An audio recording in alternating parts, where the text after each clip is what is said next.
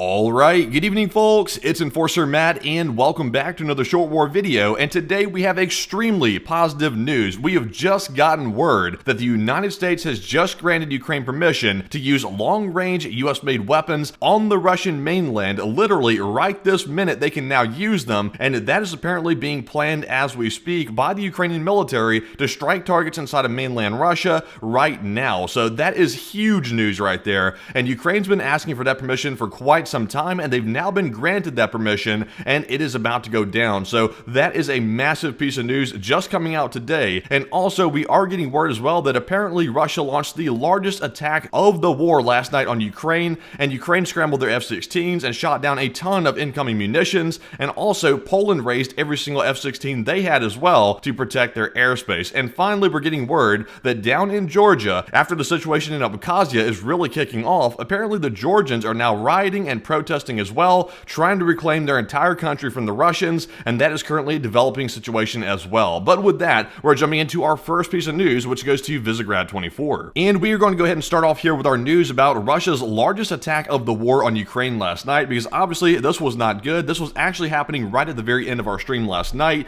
and it was a very large attack. We were told that missiles were being fired by around 6 Tu-160 strategic bombers, as well as 16 Tu-95s and 6 MiG-31K jets, and also there were reports of missiles being fired by naval assets of Russia in the Black Sea, and also Russia was launching all of the attack drone strikes from mainland Russia as well. So Russia mobilized an extremely large amount of air assets to carry out this large missile attack, and of course the target was not military targets. They were actually targeting civilians yet again in this very heinous attack that we saw last night, and this is more proof of that. So not good whatsoever, but we do have some more information here about the attack in our next post, which goes to OSINT Technical. And apparently the missiles were flying so rampantly and also so chaotically from the Russian side that the Polish had to raise every single F-16 they had along with other allied aircraft, and they were all scrambled in response to Russia's ongoing missile attack on Ukraine. And the Polish air defense ordered the highest level of readiness last night as these missiles were flying around Lviv. And this certainly was not an overreaction, as we have seen before that Russian missiles do get out of control and strike targets that are not intended to strike, and also there's always the small possibility that a missile might actually be going for Poland if Russia decided to get really testy. So we did see here also that apparently a US Air Force KC-135 was providing tanker support to the F-16s inside of Poland last night during that attack. So this was a coordinated effort between allies, Poland, and Ukraine to ensure that NATO airspace was being protected properly, and we did see that happening last night. So sadly, as we did see, the missiles actually did end up striking places inside of Ukraine, and specifically, we'll get to what the targets were in just a moment, but it was a very large attack like I mentioned. And moving on here to our next post, which goes to Nexta, we actually have video footage here of Ukraine deploying F-16 jets to intercept Russian missiles, and reports indicate that Russia launched approximately 120 missiles and 90 drones in the attack on Ukraine on Sunday. So let's take a look at the video here and see the new Ukrainian F-16s shooting down these incoming missiles.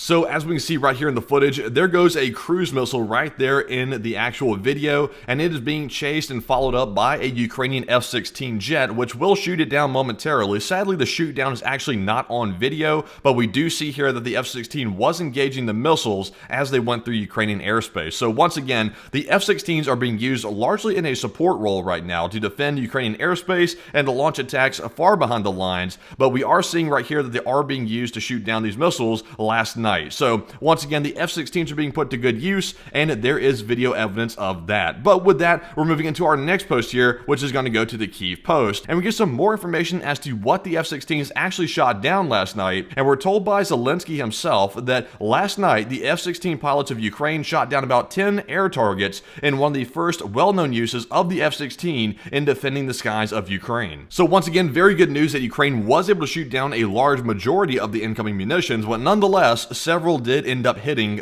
very unfortunately. And moving on to our next post here, we learned what the exact targets were of this massive Russian attack. And apparently, like I mentioned, the Russians were once again not targeting military targets. They were actually trying to strike the energy system inside of Ukraine, and Russia attacked the electricity generation and transmission facilities throughout Ukraine, according to the Ukrainian energy minister. So once again, they're trying to knock offline the Ukrainians' ability to live a normal life. They're trying to take their electricity out, and before we had seen them try to take down dams out, and I think they actually hit one dam before, and now they're trying to take out the electricity. So anything they're trying to do here is aimed at trying to destabilize the Ukrainian population, and this is of course not a legitimate military target because these facilities are servicing the civilians and not just the military. So not good here, and more examples of Russian war crimes as we speak. But with that, we're moving away from our news about that massive Russian attack last night and Ukraine's response to it, and we're moving into our next piece of news here, which goes to Nexta. And we did get a response from the Polish Prime Minister Donald Tusk. He's specifically commenting on the Scholz phone call, which took place yesterday. And remember, Scholz is from Germany. He's a leader in Germany who spoke with Putin on the phone the other day. Zelensky said he did not like that one bit, and now Donald Tusk of Poland is saying that the phone calls will not stop Putin and it was useless. He said, quote unquote, the attack last night, the one we just mentioned, the largest one of the war, has proven that telephone diplomacy cannot replace real support for Ukraine from the entire West. He also said the coming weeks will be decisive not only for the war itself, but also for Poland's future. So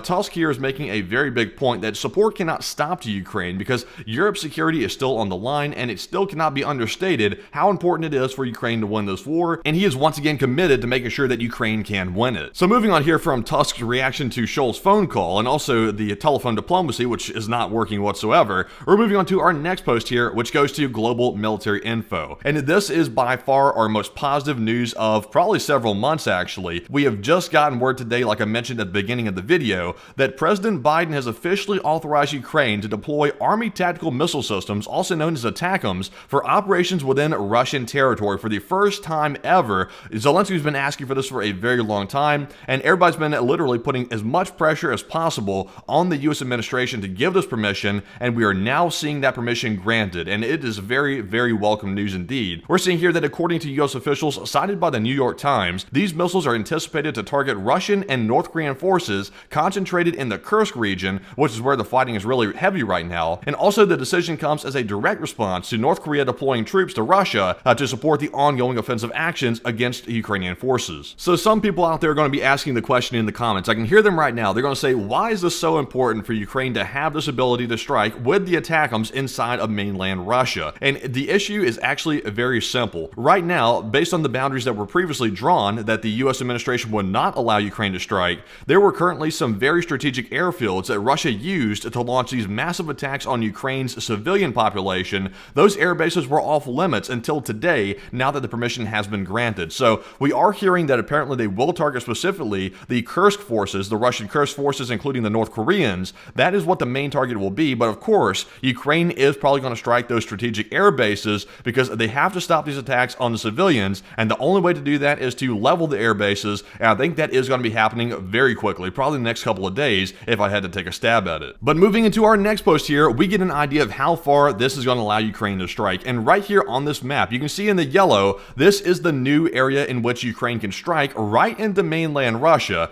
Now, the only part you should ignore here, you'll see up here, Belarus is highlighted in yellow as well. Ukraine will probably never strike Belarus, at least right now. That is not on the table, so sort of like take that out of the equation. But as you can see, the Kursk region is in this yellow right here. This is an extended range of 306 kilometers, which will be used for the strikes, and this is the new area. So Russia is going to be responding to this probably very harshly and probably very swiftly, because this was a alleged red line for Putin if this was granted. So we are currently awaiting the response from the Kremlin as to what this will be responded to by the Russian forces. Right now we do not know, but of course this is very positive news for Ukraine, and I'm very glad to see it. But moving on to our next post here, this one goes to Clash Report. And the craziest part is Ukraine has already reacted to this news, and they're already planning their first strikes with the long-range ATACMS on the Kursk region in literally the next 48 to 72 hours, the next coming days. And this is going to move very quickly because Ukraine cannot waste any time right now because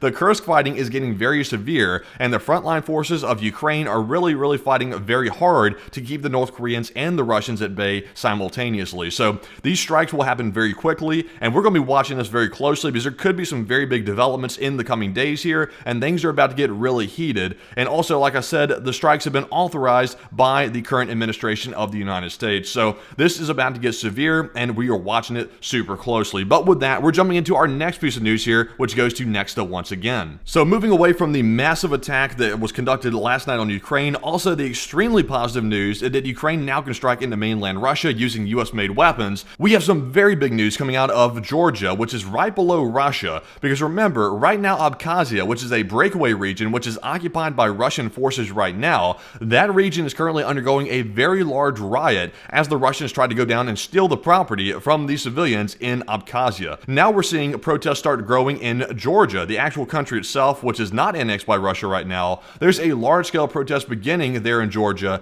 and opposition leaders have launched an indefinite action in the city center, blocking major highways, and this thing is escalating out of control as well, and also they're demanding new elections. So the situation in Georgia, like we sort of discussed last night on the stream, this is escalating beyond what we thought it was going to be just a couple hours back. So this situation is also getting out of hand. The Georgia situation might actually become a very large one. Right now, people really aren't putting as much emphasis on this as they probably should, because I think this is about to get really out of hand for the Russians, and Abkhazia was just the start of it, but it looks like maybe the other breakaway region might be having issues, and now the entire state of Georgia is having issues. So this is coming at a time that Russia really cannot afford to redirect its attention from the Kursk region and also the Ukrainian front line. So I'll be very fascinated to see how Russia is going to handle this, because it is getting out of control very fast. But taking a look here at our photo, you can see how large these crowds really are. They are all out in the street blocking the highways as well as carrying the Georgia state flag, and there you can see it right here in this photo. And also, let's take a look at a video here to see how large the crowd truly is.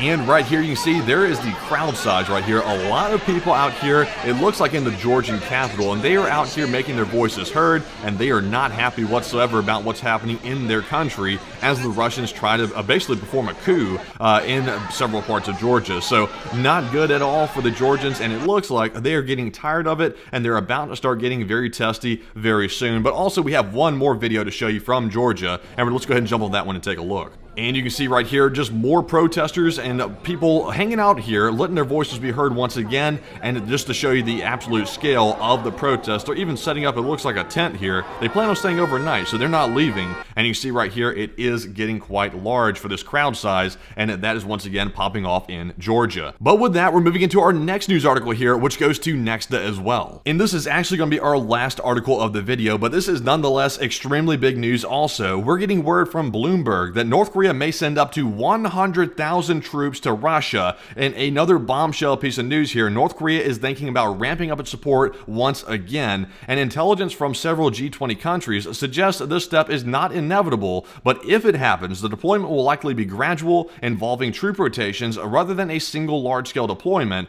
and officials note that the North Koreans' potential involvement signals the war's increasing global dimension. And I would definitely agree with that last part right there. North Korea's involvement in this war between Russia and Ukraine does indicate the potential for this war to actually escalate beyond the region there in Ukraine and actually escalate into a more world-style war, which could get very serious very quickly. And now we're hearing that North Korea is not keeping their support status quo. They are thinking about increasing it to 100,000 troops, which indicates that things are not slowing down and things are still getting heated and things are still running out of control. And now with the fresh news here that the US will allow long-range strikes with ATACMS inside of Russia, I suspect this is about to get worse before it gets better. So this is about to be a very big situation, and North Korea was the catalyst for it, and now we're seeing things start really getting out of hand as a result of North Korea's involvement. So we will be watching that very closely, but with that, that is actually our last piece of news for the day. So if you found today's video informative, please press the like button and also subscribe to the channel as well for more regular updates just like this one. And also, we really do truly appreciate it, and we really thank you all very much for smacking that like button. And if you want to follow the news as it happens, check us out on our Twitter page. Our Twitter handle is @It'sTheEnforcer, and also jump on our stream tonight at 10 p.m. Eastern to get the rest of the news happening throughout the day. Also, if you want to support our channel financially, you can do so on our Patreon page, and the link is in the description below for Patreon, where you can go over there and sign up for a monthly membership and support the channel that way, which is a very big help because we're largely crowdfunded by the viewers, and it's you, the viewers, that make all this possible. So once again, thank you all for watching. We'll see you all tonight on the stream, and bye-bye for now.